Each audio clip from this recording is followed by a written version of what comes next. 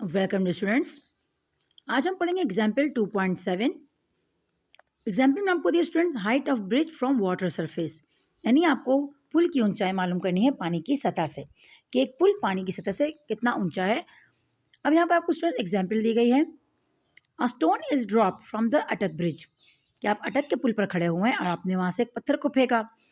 The stone reach the water in 3.2 second, और वो जो पत्थर था वो पहुंचा 3.2 सेकेंड में पानी पर। अब फाइंड, आपको मालूम क्या करना है स्टूडेंट्स, आपको यहाँ पर दो चीज़ें मालूम करनी है। पहला, ए पॉइंट में height of the bridge from water, कि पुल कितना ऊंचा है पानी से। And B, velocity of the stone, आपने स्टोन की फाइनल वेलोसिटी मालूम करनी है when it strikes the water, जब वो पानी से टकराएगा।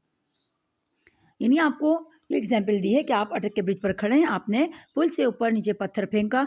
आप ये मालूम करें कि भाई जो अगर वो पत्थर 3.2 सेकंड में पहुंचता है तो पुल की ऊंचाई कितनी है और आपके पास जो फाइनल वेलोसिटी है वो कितनी है यहाँ पर आई। अब स्टूडेंट्स गिवन आपको दिया है time 3.2 second, initial velocity vi is equal to 0 metre per second. अब स्टूडेंट्स आपको जहन में ये सवाल आ रहा होगा कि भाई vi तो हमें दी नहीं सवाल में, तो हमारे पास 0 मीटर पर सेकंड कहाँ से आ गई। तो स्टूडेंट्स आप लोग ये बात जहन में रखिएगा कि फिजिक्स में अक्सर सवाल ऐसे होते हैं जहाँ पर आपको कंडीशन दी जाती हैं, आपको वाज़ेह अल्फाज में नहीं दिया जाता। अब यहाँ पर स्टूडेंट्स आप सोचो कि भाई आपको कहा कि the stone breach the water, और आपने स्टोन को थ्रो खुद किया, आपने ड्रॉप किया स्टोन को, मतलब स्टोन आपके पास जो आपके हाथ में था वो क्या था, वो एट रेस्ट में था, तो उसकी initial velocity 0 metre per second.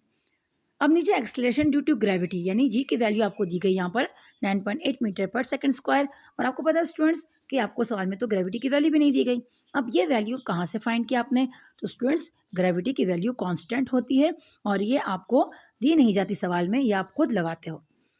अब आपको मालूम क्या करना है स्टूडेंट्स, आपको हाइट मालूम करनी है और आपको फाइनल वेलोसिटी, ये दोनों चीज़ें आपको मालूम करनी है।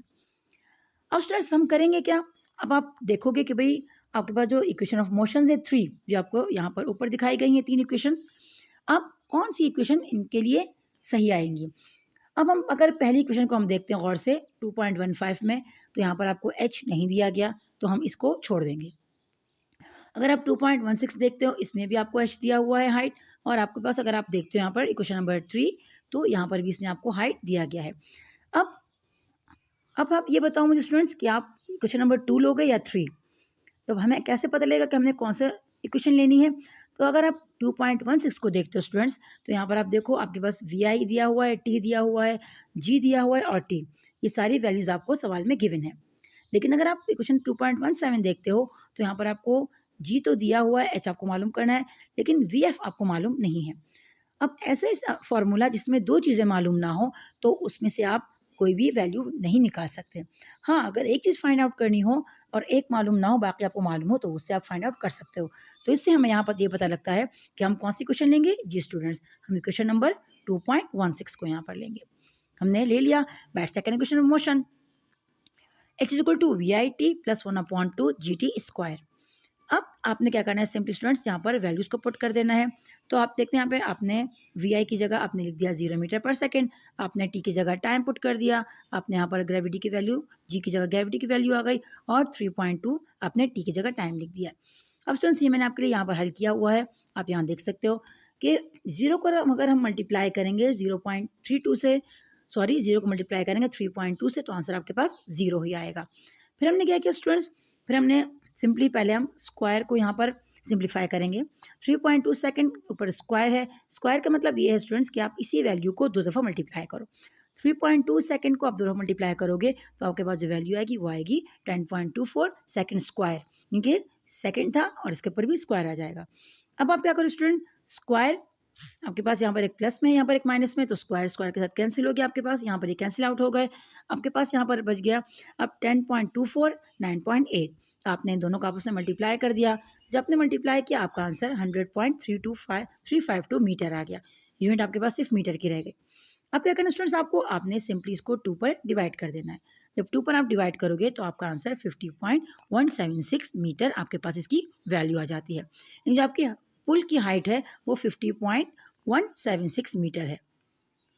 अब यहाँ पर स्टूडेंट्स आप उसको राउंड ऑफ कर दोगे। राउंड ऑफ के लिए आपको रूल्स याद होंगे स्टूडेंट्स, राउंड ऑफ के 3 रूल्स होते हैं। अगर आपके पास जो पॉइंट के बाद ड्रॉपिंग डिजिट यानी हटाया जाने वाला डिजिट 5 से बड़ा हो, उसको हम हटाकर आगे 1 का इज़ाफ़ा कर देंगे, नहीं? अब यहाँ पर आप देख सकते हो लास्ट डिजिट आपके पास 6 है, 6 को आप हटाओगे तो 7 में आप इज़ाफ़ा कर दोगे, यहाँ पर ये 8 हो जाएगा। अब यहाँ पर इसी तरह अगर 8 हो गया, अगर 8 को आप हटाते हो तो आपके पास जो पीछे 1 है वो 2 हो जाता है। यहाँ पर अगर आप 8 को ड्रॉप करते हो यहाँ पर ये, तो यहाँ पर 1 जो है ये आपके पास 2 हो जाता है, क्योंकि हमें पता है कि 5 से बड़ा होगा तो हम 1 का एडिशन करेंगे पिछले वाले में। अगर 5 से छोटा होगा उसमें कोई भी एडिशन हम नहीं करेंगे। अगर आप देख लो यहाँ पर जो ये 1 था ये 2 हो जाएगा, लेकिन 2 आपके पास 5 से छोटा है तो आपके पास इसमें कोई भी कमी या ज़्यादती फिर नहीं होगी। तो आपके पास सिंपली आंसर आएगा 50 मीटर। यानी राउंड ऑफ करने के बाद जो हमारे पास एक्चुअल वैल्यू आती है वो आपके पास है 50 मीटर, यानी पुल की जो हाइट है वो 50 मीटर है। अब आप मालूम करेंगे स्टूडेंट्स वीएफ, फाइनल वेलोसिटी। तो फाइनल वेलोसिटी के लिए आप फर्स्ट इक्वेशन ऑफ मोशन लोगे। क्यों? आपके पास जो इक्वेशन है V F is equal to V I plus G T. अब सिंपली आप इसमें वैल्यूज़ को पुट कर दोगे। आपको पता है कि भाई वी आई की जगह आपने 0 मीटर पर सेकंड लिख दिया, क्योंकि 0 था हमारे पास। ग्रेविटी की वैल्यू कॉन्स्टेंट 9.8 एंड टी की जगह आपने टाइम 3.2 लिख दिया। आपने मल्टीप्लाई किया 9.8 को 3.2 पर, तो आपके पास जो आंसर था वो 31.36 मीटर पर सेकंड आ गया। अगर आप यहाँ पर देखो स्टूडेंट्स, तो यहाँ पर सेकंड स्क्वायर था, लेकिन यहाँ पर एक सेकंड नहीं है, तो सेकंड के साथ कैंसिल हो गया, आपके पास जस्ट सेकंड रह गया। तो अगर इसको आप राउंडिंग ऑफ करते हो, 6 है, 6 को आप राउंड ऑफ करोगे तो आपके पास जो 3 है वो 4 में चेंज हो जाएगा, क्योंकि एक का एडिशन करेंगे।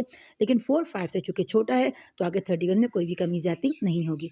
तो आपके पास जो लास्ट आंसर आएगा राउंडिंग ऑफ के बाद, the correct significant figure V F is equal to 31 metre per second.